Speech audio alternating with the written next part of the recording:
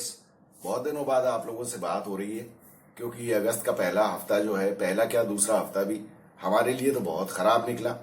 बहुत खराब निकला, जैसे कि आपको तो मालूम ही है कि पहले फर्स्ट वीक में इंडियन टीम ने किस तरह से सरेंडर किया श्रीलंका के सामने, और उसके बाद ओलंपिक में भी हमारा कुछ बहुत ज्यादा अच्छा परफॉर्मेंस नहीं रहा। एक जो गोल्ड मेडल की उम्मीद थी, एक तो पहले विनेश फोगाट से और फिर बाद में नीरज चोपड़ा से, वो दोनों ही धराशायी हो गई।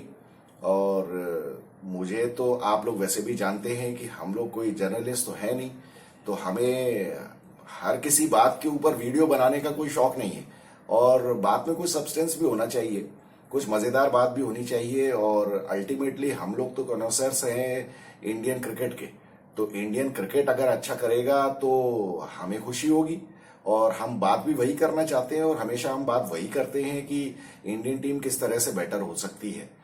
तो बाकी तो जो दुनिया भर के चैनल्स पे बातें चल रही हैं, और हर किसी बात का आप एक्चुअली किसी के पास बात करने के लिए कोई सब्जेक्ट है ही नहीं, कोई टॉपिक है ही नहीं, तो वो क्या करें। अब वो उन लोगों ने तो अपना प्रोफेशन बना रखा है, अब चार चार पांच पांच लोग मिलके भी और इवन अकेले भी बात करनी है तो कुछ ना कुछ तो उनको करना ही है।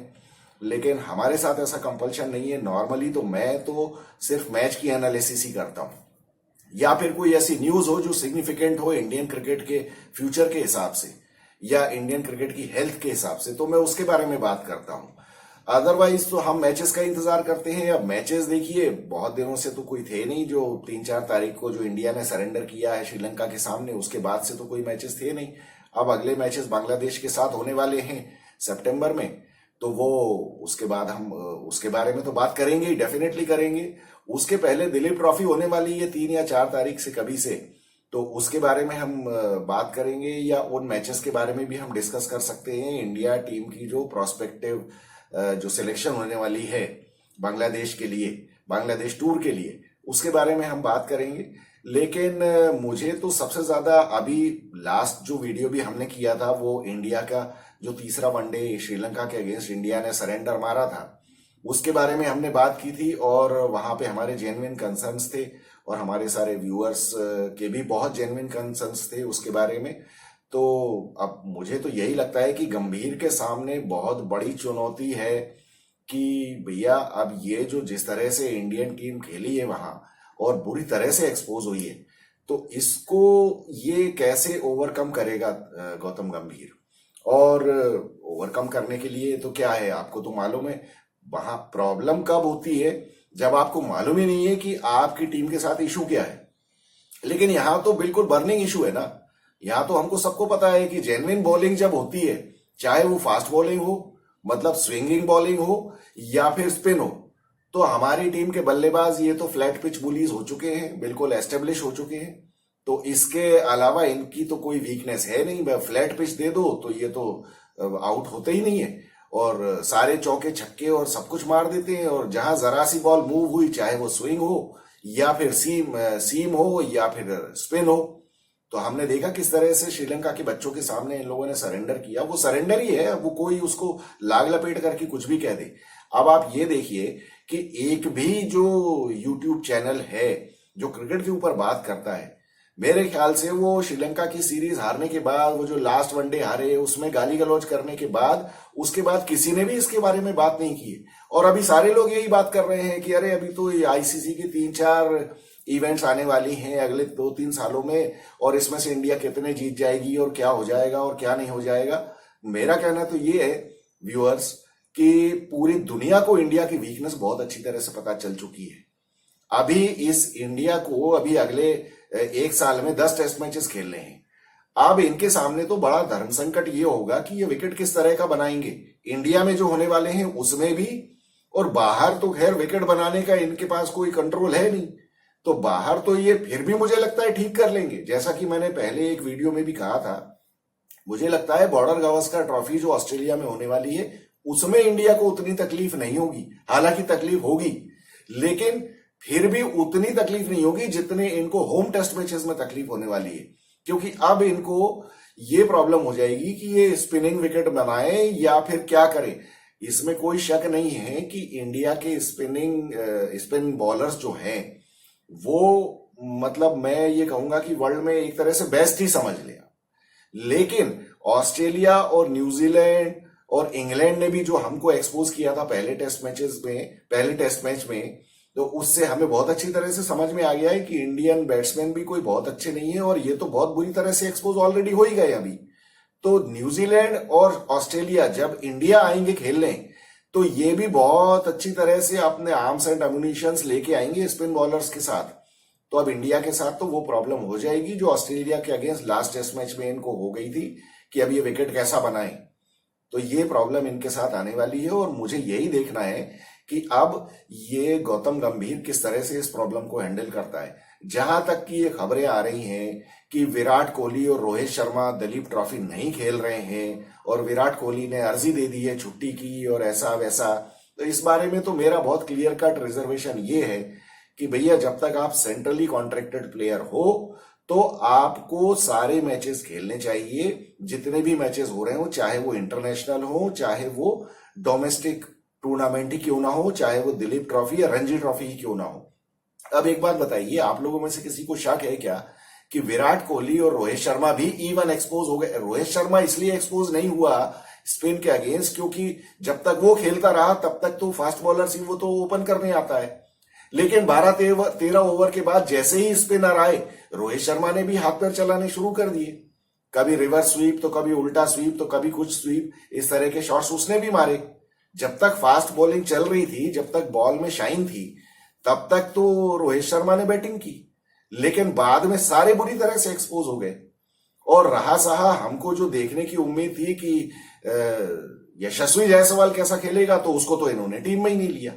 मुझे लगता है कि अगर यशस्वी जायसवाल होता तो इंडिया इतनी बुरी तरह से नहीं हारती, बल्कि जीत भी जाती सीरीज। तो वहां तो बाकी कोहली क्या और श्रेयस अय्यर क्या और शुभमन गिल सारे के सारे बुरी तरह से एक्सपोज हो गए थे। तो ये प्रॉब्लम इंडिया के सामने बहुत बड़ी है, और मुझे लगता है कि अब बीसीसीआई को स्ट्रिक्ट होना चाहिए था कि रोहित शर्मा और विराट कोहली को बोलते कि भैया आपको दिलीप ट्रॉफी खेलनी पड़ेगी, आपको स्पिन खेलनी आती नहीं है यार। ये somebody has to tell them right on their face कि तुमको स्पिन खेलनी नहीं आती है तो तुम जाके दिलीप ट्रॉफी खेलो। जब तक तुम 4-5 दिन के मैचेस नहीं खेलोगे तो फिर तुम स्पिन खेलोगे कब? इंडिया में जब टीमें आएंगी तुम फ्लैट पिच बना दोगे, वनडे मैचेस या T20 या टेस्ट मैचेस, क्योंकि अब ये स्पिनिंग ट्रैक नहीं बनाएंगे। बाकी बस बल्लेबाज भी अच्छा खेल लेते हैं, स्पिन खेलने लगेंगे अब, क्योंकि इंडिया में आके जितनी धुलाई हो चुकी है उनकी, और अब उनको भी पता है, तो वो अपने स्पिनर्स लेके आएंगे और यहां इंडिया की प्रॉब्लम कर देंगे। इस वजह से गौतम गंभीर अब पता नहीं फोर्स कर सकता था या नहीं, लेकिन बीसीसीआई को फोर्स करना चाहिए था। और देखिए, ये जब देश की टीम का सवाल है ना, तो यहां पे ईगो वगैरह मसाजिंग की कोई जरूरत नहीं है। मेरे हिसाब से रोहित शर्मा और विराट कोहली ये लोग एम्प्लॉइज हैं बीसीसीआई के। जब आप एम्प्लॉय हो, आप सेंट्रली कॉन्ट्रैक्टेड हो, आपको साल भर चाहे आप खेलो या नहीं खेलो, आपको एक फिक्स्ड अमाउंट मिलता है खेलने के लिए, और वो करोड़ों रुपए में है, तो फिर आप डोमेस्टिक मैचेस क्यों नहीं खेलोगे? How can you ask for a leave? मैंने सुना है विराट कोहली ने छुट्टी की अर्जी दे दी। तो भैया आप कर क्या रहे हो? आप तो बिल्कुल बांग्लादेश के सामने अनप्रिपेयर्ड आने वाले हो। व्यूअर्स, आप बताइए, आपको नहीं लगता है कि अगर ये दोनों दिलीप ट्रॉफी भी नहीं खेलेंगे तो इन्होंने लॉन्ग क्रिकेट खेला कब है? ये टेस्ट मैचेस में खेलेंगे कैसे? वो बात अलग है, धोखे धड़ाके से ये परफॉर्म कर दे, लेकिन ये करेक्ट वे ऑफ प्रिपरेशन तो नहीं है ना। तो आप बिना डोमेस्टिक क्रिकेट, लॉन्ग क्रिकेट खेले आप टेस्ट मैच में डायरेक्ट चले जाओगे। उधर वो बांग्लादेश पाकिस्तान को किस तरह से धोखे आ रही है। और देखिए व्यूअर्स, मैंने पाकिस्तान और बांग्लादेश का ये कोई टेस्ट सीरीज देखी नहीं, टेस्ट मैचेस देखे नहीं, लेकिन उसके बावजूद भी जो स्कोर कार्ड मैंने देखा तो उसमें मुझे ये समझ में आया कि बांग्लादेश के बल्लेबाज अच्छी बैटिंग कर रहे हैं। वो पहले को 3 दिन तक तो फ्लैट विकेट ही था। फ्लैट विकेट पे पाकिस्तान ने बहुत बड़ी ब्लंडर मार दी, जो उन्होंने डिक्लेयर कर दिया, और उसके बाद बांग्लादेश को ये आउट नहीं कर पाए, क्योंकि पाकिस्तान की बॉलिंग में तो दम है ही नहीं। पाकिस्तान की बॉलिंग में दम क्यों नहीं है? क्योंकि उनको तो वो 4 डे क्रिकेट खेलने का या 5 डे क्रिकेट खेलने का एक्सपीरियंस ही नहीं है। वो सारे T20 के प्लेयर्स हैं, तो इस वजह से बांग्लादेश भारी पड़ गया उनके ऊपर। लेकिन अब अगर कोई ये कहे कि बांग्लादेश इंडिया के ऊपर भारी पड़ सकता है, तो बांग्लादेश इंडिया के ऊपर भारी नहीं पड़ेगा, क्योंकि देखिए इंडिया के जो फास्ट बॉलर्स हैं ना, वो आप पाकिस्तान से कंपेयर नहीं कर सकते। इंडिया के फास्ट बॉलर्स बहुत अच्छे हैं। खासतौर पे जसप्रीत बुमराह और अपना मोहम्मद सिराज भी इवन, तो ये टेस्ट मैचेस में ठीक ठाक बॉलिंग कर लेते हैं। मोहम्मद सिराज भी रेड बॉल से अच्छी बॉलिंग करता है, तो मुझे उसके बारे में कोई डाउट नहीं है। अब किसको खिलाएंगे तीसरा बॉलर, अब वो अर्शदीप सिंह को खिलाएंगे या क्या वो आकाशदीप को खिलाएंगे, वो बात की बात है, वो दिलीप ट्रॉफी में भी पता चल जाएगा। लेकिन मुझे लगता है कि बांग्लादेश ज्यादा परेशान नहीं कर पाएगी इंडिया को। बस यही है कि अगर इन्होंने स्पिनिंग ट्रैक दिए तो उनके पास बहुत अच्छे स्पिनर्स हैं, और दूसरी बात यह है कि उनके जो बॉलर्स हैं ना, वो बैटिंग बहुत अच्छी करते हैं। इवन वो मेहंदी हसन, मिराज और ये लोग भी बैटिंग अच्छी कर लेते हैं। तो यहां पे इंडिया को प्रॉब्लम होगी स्पिन खेलने में। तो इस वजह से मुझे लगता है कि अब यही हमको पहले टेस्ट मैच में ही पता चल जाएगा बांग्लादेश के अगेंस्ट कि इंडिया की आगे की स्ट्रेटेजी क्या होने वाली है as far as wicket preparation is concern. तो मुझे तो ये लगता है कि अभी इंडियन क्रिकेट के सामने बहुत बड़ा चैलेंज है कि ये लोग स्पिन नहीं खेल पाते हैं, और इनको सीरियसली इसके बारे में कुछ करना चाहिए। तो चलिए, बहुत दिनों के बाद आप लोगों से बात करने का मुझे मौका मिला, तो मैंने कहा शुरुआत यहीं से की जाए और late us start the discussion. तो आप लोग अपने कमेंट्स लिखिए कि आपको क्या लगता है, क्या हो सकता है, बांग्लादेश थ्रेटन कर सकती है क्या इंडिया को, या फिर विराट कोहली और रोहित शर्मा जो ये दिलीप ट्रॉफी नहीं खेल रहे हैं तो क्या ये अच्छा है, या आप लोग सोचते हैं कि ठीक है ये तो आके परफॉर्म कर ही देंगे। तो I look forward to hearing from you and let us start the discussion, और फिर उसके बाद we will take this discussion further. So I look forward to hearing from you. This is Vikas Saxena, the biased analyst. Thank you so much.